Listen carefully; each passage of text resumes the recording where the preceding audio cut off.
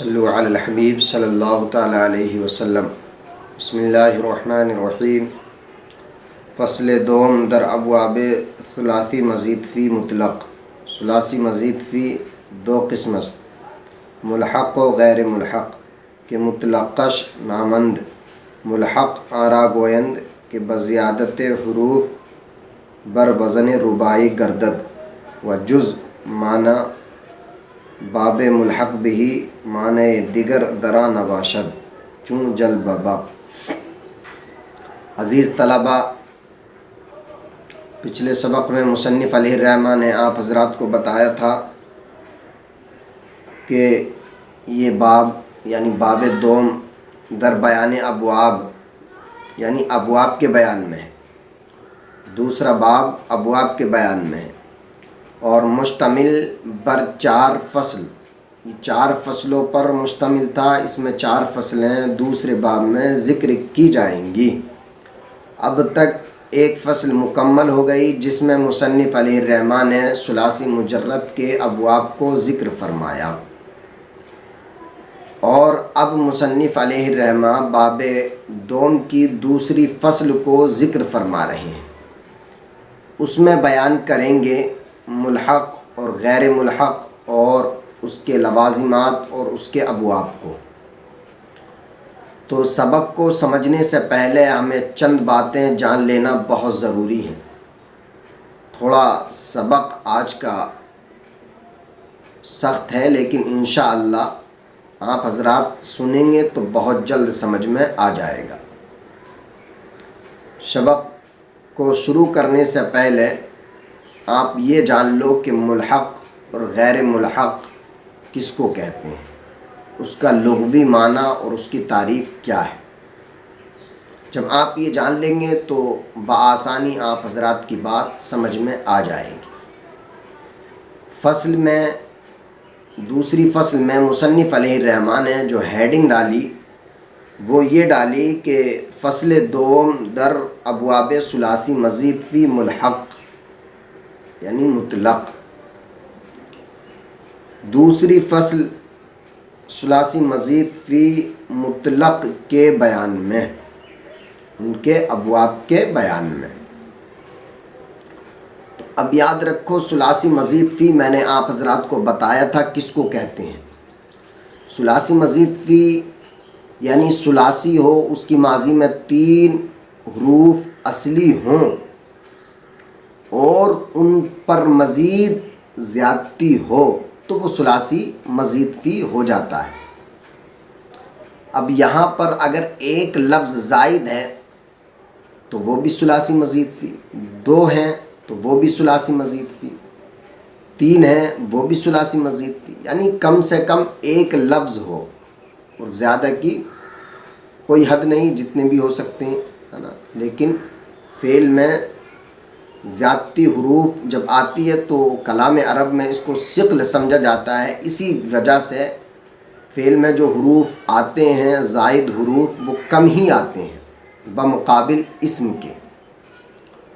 تو ثلاثی جس کی ماضی میں 3 حروف اصلی ہوں اور مزید فی اس میں کوئی ایک حرف زائد ہو، اس کو ثلاثی مزید فی کہتے ہیں۔ اب مصنف علیہ الرحمہ نے اس کی 2 قسمیں کی، ثلاثی مزید فی مطلق کی۔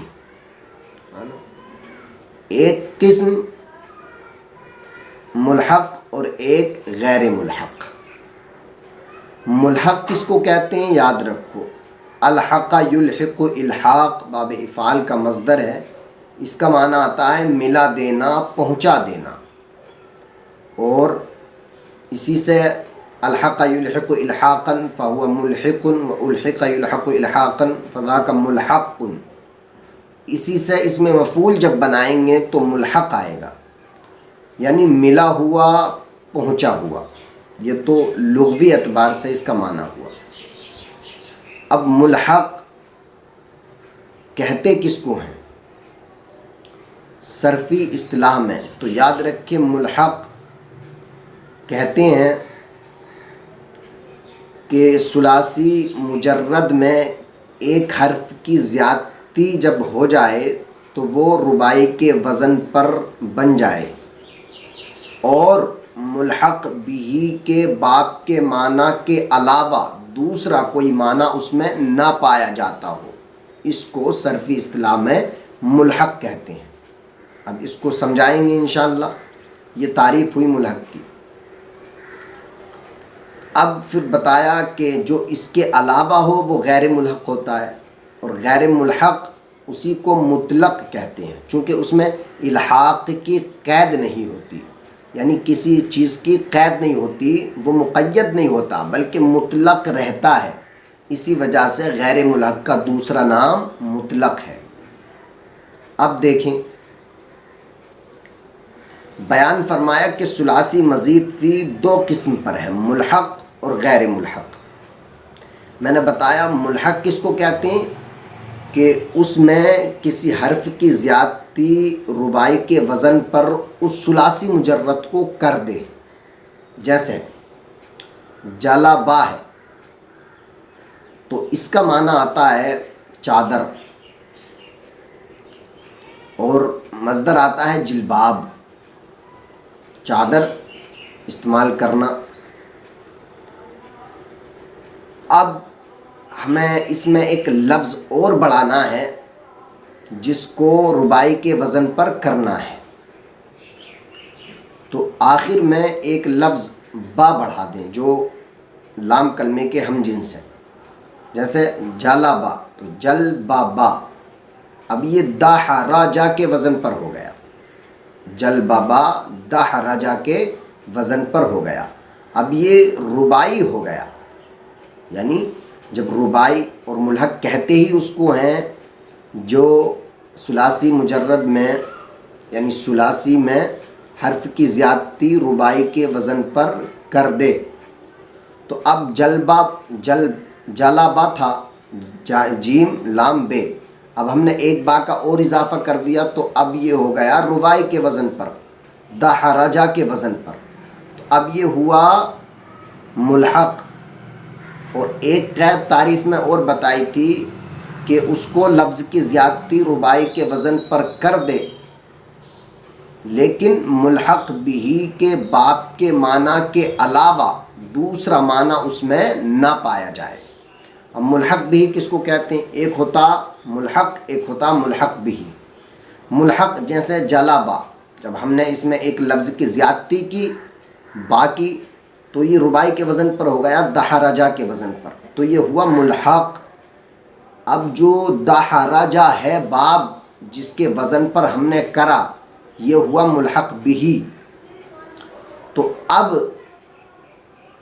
جو باب کے خواص ہوتے ہیں، خاصیتیں ہوتی ہیں، یعنی ملحق بھی کے باب کے معنی کے علاوہ، معنی سے مراد یہاں خاصیت ہے، یعنی جس ملحق اور ملحق بھی یہ جو دونوں باب ہیں ان بابوں کی دونوں خاصیتیں ایک ہوں، خاصیت میں متفق ہوں، کوئی دوسرے باب میں خاصیت نہ پائی جاتی ہوں۔ جیسے اب مثال کے طور پر میں کہوں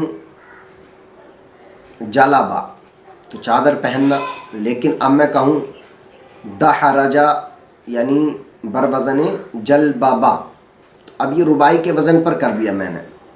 اور ملحق بھی کا معنی کیا ہے؟ باب دحرجہ جو ربائی مجرد کا باب ہے اس کی ایک خاصیت ہے الباس سے ماخذ، یعنی ماخذ کو پہننا، تو جلبہ اس کا جو معنی ہے یہ ماخذ ہے یعنی چادر۔ اب جب میں اس باب میں اس کو لے گیا تو الباس ماخذ یعنی دوسرے کو چادر پہنانا، تو اب یہ ملحق بھی کا معنی یہ کہاں سے ادا ہوا؟ جلبہ کا معنی تو یہ تھا چادر پہننا، لیکن جب ہم نے کہا دوسرے کو چادر پہنانا تو اب یہ باب کی خاصیت سے اس میں معنی آ گیا، یعنی پہلے جلبہ میں معنی نہیں تھا، لیکن جب ہم دحرجہ میں اس باب کو لے گئے تو اس نے اس معنی کو ادا کر دیا۔ اب یہ دحرجہ جو اس کی خاصیتیں ہیں، ایسا نہیں ہے کہ وہی خاصیتیں باب افعال میں جائیں تو پھر اس کی خاصیت کو الگ ذکر کرنے کا کیا مقصد ہوگا، یا باب تفعیل میں چلی جائیں یا باب مفعلت میں چلی جائیں، یعنی جو خاصیتیں باب دحرجہ کی ہیں وہ خاصیتیں دوسرے بابوں کی نہیں ہیں۔ لیکن اگر ایسا ہوتا کہ اس باب کی خاصیتیں بھی یہ ہیں، اس باب کی خاصیتیں بھی یہ ہیں، تھوڑی بہت فرق ہو جاتا ہے تھوڑا بہت، لیکن سارا نہیں ہے۔ اگر سارا ہو جائے تو پھر ایک ہی باب تھا۔ تو اس وجہ سے یہ ہوا باب کا معنی، یعنی ملحق اور ملحق بھی کے باب کے معنی کے علاوہ کوئی دوسرا معنی ملحق میں نہ پایا جاتا ہو۔ اتنی بات امید ہے سمجھ میں آ گئی ہوگی۔ اور جالبا جس طرح ہم بولتے ہیں، جیسے ذہبہ گیا، ذہبہ گیا، یا قتلا اس نے قتل کیا۔ اب ہم یہ تو ملحق ہے، اب ملحق بھی یعنی اس سے کسی باب کے ساتھ کوئی دوسرا معنی ادا کرنا چاہیں تو ہمیں دوسرے باب میں لے جانا پڑے گا۔ جیسے ذہبہ سے اذہبہ لے گیا، اب تو یہ لے گیا کہاں سے ادا ہوا؟ یہ باب افعال میں جب ہم اس کو لے گئے تو اس کی ایک خاصیت ہے تعدیہ، یعنی متعدی بنانا۔ اگر پہلے سے لازم ہو تو متعدی ایک مفعول بن جاتا ہے، پہلے سے ہی اگر وہ متعدی ہو تو متعدی بدو مفعول بنا دیتا ہے باب افعال۔ یہ خاصیت ہے تعدیہ۔ تو اب یہ خاصیت کا اس میں ذہبہ میں معنی آ گیا، یہ ہوا ملحق بھی۔ جو ذہبہ ملحق اور اذہبہ جب ہم باب افعال میں لیے تو اذہبہ لے جانا، تو یہ اس کی خاصیت تعدیہ اس میں پائی گئی، تو یہ معنی ہوا اس باب کا۔ تو اتنی بات سمجھ میں آ گئی ہوگی ملحق کس کو کہتے ہیں۔ اب میں نے بتایا تھا الحاق کا معنی ملا دینا، پہنچا دینا، اور ملحق ملا ہوا، پہنچا ہوا۔ تو اب یہ مل گیا ملحق یعنی مل گیا رباعی کے ساتھ اور پہنچ گیا دوسرے معنی میں، یعنی ملحق بھی کے معنی میں پہنچ گیا، پہنچا ہوا۔ یہ معنی ہے ملحق اور الحاق کا۔ اب فرمایا ثلاثی مزید فی، جب اس میں لفظ کی زیادتی ہو جاتی ہے تو مزید فی ہو جاتا ہے اور وہ رباعی کے ہی وزن پہ ہو جاتا ہے۔ اب فرمایا ملحق، تو ملحق آپ حضرات نے سمجھ لیا ہوگا۔ اب بتایا غیر ملحق۔ غیر ملحق کس کو کہتے ہیں؟ یعنی جو اس طرح نہ ہو، جو ملحق نہ ہو، جو ملحق نہ ہو وہ غیر ملحق ہوتا ہے۔ اور میں نے بتایا کہ اس میں الحاق کی قید نہیں ہوتی، اسی وجہ سے اس کو ملحق یعنی اسی وجہ سے اس کو غیر ملحق کہتے ہیں، اور غیر جب ملحق کہتے ہیں تو اسی کو مطلق کہتے ہیں جس میں کوئی قید نہیں ہوتی۔ دیکھیں تعریف دیکھیں، خود بات آسان ہو جائے گی انشاءاللہ۔ ثلاثی مزید فی دو قسم، ثلاثی مزید فی دو قسم پر ہے، ملحق و غیر ملحق، ملحق اور غیر ملحق کہ مطلقش نامند، غیر ملحق کو مطلق بھی کہتے ہیں، یعنی اس کا نام مطلق بھی ہے، یعنی اس میں الحاق کی قید نہیں ہوتی، اس میں الحاق کی قید نہیں ہوتی، یعنی اس میں حرف کی زیادتی کی قید نہیں ہوتی۔ اگر حرف کی زیادتی ہو بھی جائے تو دوسرے باب کے معنی کے علاوہ، یعنی ملحق بھی جو باب ہے اس میں دوسرا معنی بھی پایا جاتا ہے۔ تو پھر دوسری قسم غیر ملحق، غیر ملحق جو ملحق نہ ہو، اس کی تعریف آگے آئے گی، بالکل آسان ہے۔ ملحق آرا گویند، ملحق اس کو کہتے ہیں، ملحق کی تعریف کرنے لگے ہیں۔ ملحق اس کو کہتے ہیں کہ بزیادت حرف بر وزن رباعی گردد، کہ کسی حرف کی زیادتی کے ساتھ رباعی گردد، رباعی کے وزن پر ہو جائے۔ تو جلا با تھا نا، تو جب ہم نے ایک حرف کی زیادتی کر دی با کی، تو جل با با دا را جا رباعی کے وزن پر ہو گیا ہے نا۔ اب دوسری شرط بتا رہے ہیں، وجز معنی باب ملحق بھی معنی دیگر درا نباشد، اور معنی باب ملحق، ملحق بھی کے باب کے معنی کے علاوہ، جز معنی علاوہ، ملحق بھی کے باب کے معنی کے علاوہ معنی دیگر درا نباشد، دوسرا معنی اس میں نہ پایا جائے۔ یعنی جو خاصیت اس باب کی ہیں تو اس باب کے اندر دوسرے باب کی خاصیتیں نہ پائی جائیں۔ اگر خاصیتیں یعنی ایک باب کی اور دوسرے باب میں پائی جائیں تو ایک باب کا ذکر کرنا بالکل بیکار ہو جائے گا، لغو ہو جائے گا۔ یعنی اس کی خاصیتیں الگ ہیں، جیسے دحرجہ کی خاصیتیں الگ ہیں، باب افعال کی الگ ہیں، باب تفعیل کی الگ ہیں۔ ہاں ایک دو خاصیت ایک دو خاصیت متوافق ہو سکتی ہیں، اس میں فرق بلکہ وہ متوافق اور اس کے ایک دو ہم جنس ہو سکتی ہیں، لیکن ساری خاصیتیں الگ ہو جائیں ایسا نہیں ہو سکتا۔ ملحق بھی کے باب کے معنی کے علاوہ دوسرا معنی اس میں نہ پایا جاتا ہو. تو ملحق اور ملحق بھی اور اس کا معنی کیا ہوتا ہے وہ آپ حضرات کے سامنے ابھی بیان ہوا. چون جل بابا، جیسے جل بابا. اب مطلق کی تعریف کرنے لگے یعنی غیر ملحق. تو غیر ملحق کو مطلق بھی کہتے ہیں. اب اسی کی مصنف علیہ الرحمہ یہاں سے تعریف کرنے لگے. مطلق آنکے، مطلق وہ ہے چنی نباشد جو اس طرح نہ ہو، یعنی جو ملحق نہ ہو. وہ غیر ملحق ہوتا اور غیر ملحق مطلق ہوتا. تو مطلق وہ ہے جو ملحق نہ ہو، جو اس طرح نہ ہو. اب اس کی اور وضاحت کر رہے ہیں تاکہ طلباء کی سمجھ میں کیا پتہ اس سے بھی نہ آئی ہو تو ہم اور وضاحت کر دیتے ہیں. یعنی مطلق کیا ہوتا جو اس طرح نہ ہو، جو اس طرح کیا نہ ہو، یعنی سے وضاحت کر رہے ہیں. یعنی بر وزن ربائی نہ گردد، یعنی ربائی کے وزن پر نہ ہو، ربائی کے وزن پر نہ ہو. جیسے اجتنبا، تو اجتنبا ربائی کے وزن پر نہیں ہے بلکہ خماسی ہے. الف اور تا کا اس میں اضافہ ہے، مادہ جنبا. تو اب یہ خماسی ہو گیا ہے نا. اگر سارے لفظ کو جوڑا جائے تو خماسی ہو گیا، ربائی کے وزن پر نہیں ہے. تو اس سے تو کوئی بحث ہی نہیں ہے. ربائی ہوتا تو ملحق ہوتا، اب جب ربائی نہیں ہے تو ملحق بھی نہیں ہے.